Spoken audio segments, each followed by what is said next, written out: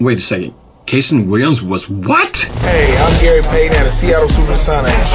Jay Peter with the Seattle Mariners and Jermaine Kearse. Cliff Averill. Nate Burleson. You're watching NorbCam. NorbCam. You're watching NorbCam.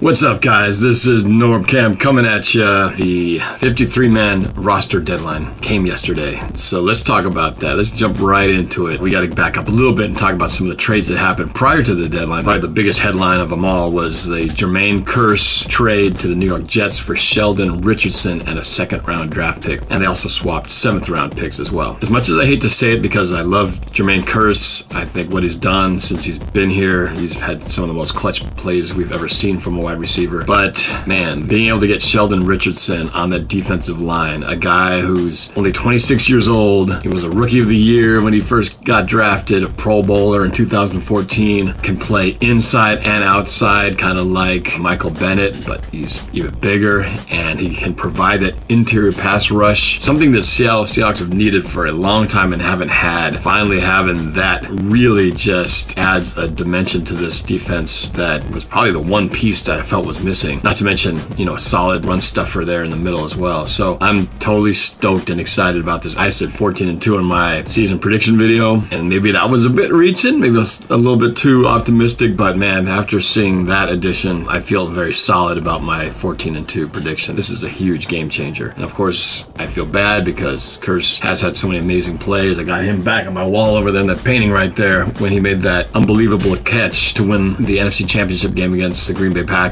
and then subsequently in Super Bowl 49 to make that catch where the ball bounced off practically every part of his body and should have set up the winning score but didn't. Plays like that we'll always remember. So thank you, Jermaine Kearse, for everything you've done for this city, for this team, and I hope you do well playing for the Jets and whichever team you may end up being on from this point on. So thank you, Jermaine Kearse, for all you've done for Seattle. The other trade that was made prior to the deadline was the trade of Cassius Marsh to the Patriots for 5th and 7th round picks. He would have been an unrestricted free agent after this year. It kind of financially makes sense that if you're going to get something from him where we're not going to be able to probably afford to keep him next year, at least we're getting some value, and getting 2 draft picks next year, which, in those rounds that Seattle is notorious for being very good at doing, it makes economical sense. And then finally, Tramaine Brock, who we got from the 49ers, who was here for a short stint during this offseason, gets traded to the Vikings for a 7th round pick. So those were some moves that were done prior to the deadline. So let's get right into the major changes here, the elephant in the room. Kasen Williams, wide receiver. I did not see that one coming, and it seems like the rest of Seahawks Nation and the NFL didn't see that one coming because Kasen Williams, third-year guy, been on the practice squad for Seattle ever since he got picked up after his time at the University of Washington Huskies. He made some unbelievable catches in the preseason, particularly against the Chargers, but for whatever reason, the coaching staff decided to let him go and was waived along with a bunch of other players who I'll get into in a second. It's hard to figure that one out because he was not only great as a receiver, but he was even on special teams making a lot of great plays. He recovered a fumble on a blocked punt. He made some nice tackles on kickoffs. But what more does a guy got to do, right? And apparently Richard Sherman expressed his displeasure and disappointment with the release of Williams as well. So I really have no good explanation other than the fact that, basically the receivers who ended up getting the spots ahead of him was 3rd round pick Amara Darbo and Tanner Mcevoy. Tanner Mcevoy had a touchdown play, some other catches. Amara Darbo had been pretty quiet through most of the preseason. I think he had like 3 catches for 22 yards or something like that. But he was a 3rd round pick. Maybe the fact that he was a 3rd round pick alone was enough to make them want to see his potential through for this season. Hard to know. If you just go by performance, he certainly didn't perform better than Kasen Williams did in just pure statistics. But I would just have to figure the coaches must have seen something that isn't just on the game day itself, but maybe something in practice, maybe, who knows what else it could have been. But I guess if you're gonna have to trust these guys for everything else that they've done right, you got to give them some credit to figure out, well, they must know something more than we do, because we only get to watch them that one time for 3 hours on a Sunday, and they spend all these hours with them every single day during practices and off-season workouts and all that stuff. So I'm just gonna go with that they know what they're doing and we don't.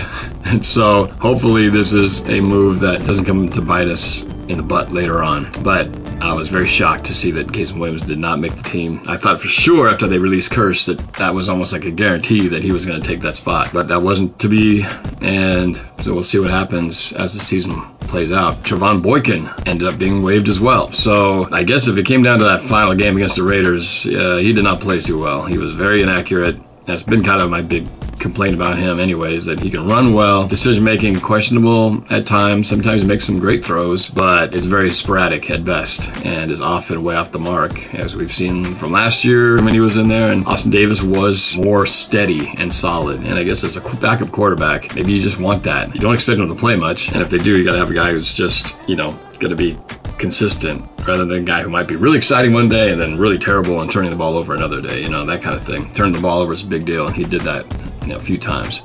So Tramaine Brock is out. I was going to bang through the list of other guys who were waived, and that would include Alex Collins, running back, who Kearse, by his amazing preseason, clearly moved himself up the depth chart, knocking basically Alex Collins out of the lineup, along with Mike Davis, running back. Wide receivers, Kenny Lawler, David Moore, Cyril Grayson, all gone. Cornerbacks, Mike Tyson, Pierre Desir, who I thought maybe had a chance to make the squad. He's gone too. Linebacker, Rodney Butler. Defensive lineman, Tyler Harris, Quentin Jefferson, Jeremy Liggins, Greg Milhouse, and Garrison Smith, along with linebackers Palacio and Peters, and then offensive lineman Will Parasak, I think is how you pronounce his name. Other wide receivers, Darius Rogers, Rodney Smith, tight end Tyrone Swoops, tackle Tyrus Thompson and Darryl Brown, and then finally backup center Joey Hunt. But there's always that possibility that if they clear waivers, no other team picks them up, they could end up on the practice squad, so that doesn't necessarily mean they're gone for good. I'd be surprised if Kasen Williams doesn't get picked up by somebody, because somebody must have been watching tape on him. But nobody picks him up, they could end up on the practice squad and maybe eventually back in the lineup if certain things fall their way. So there is also the waived with injury designation, and that means they were put on the waivers, but with a note saying that they were injured, so any team looking for them, just note that these guys are hurt, so you may not be able to use them right away. That would include linebacker Kristen French, cornerback Demetrius McCray, and defensive tackle Rodney Cope. And then there were some veteran contracts were also terminated. That's Mike Morgan, linebacker, Thibaut Rubin, defensive tackle. And then fullback Marcel Reese, who I really liked. The deal with his contract is if he was on the roster for game one, then he's guaranteed his entire salary. By releasing him and terminating his contract, if no one picks him up after the first game, they could technically bring him back, restructure, and have a whole new deal. Injured reserve would include George Fant, who we lost in preseason. Cornerback DeAndre Elliott was also injured, broken ankle, and then safety Marcus Cromartie also on the injured reserve list. And then finally, one guy we don't talk too much about because it seems like it's been forever since his name has been in the news. Number 1 draft pick, second round, Malik McDowell, you know, who had that ATV accident. His status is non-football injury list, which means he's eligible to come back and play as early as week 6. Nobody's given any kind of official timeline as to whether he will be back this year. From what I'm hearing, it could be they won't play at all. So, which would be a horrible waste. We also added another offensive lineman, another draft pick next year for Isaiah Battle from Kansas City. Those are all the transactions that pretty much led to yesterday's deadline. So this now is the 53-man roster. We've got our quarterbacks, Russell Wilson, Austin Davis.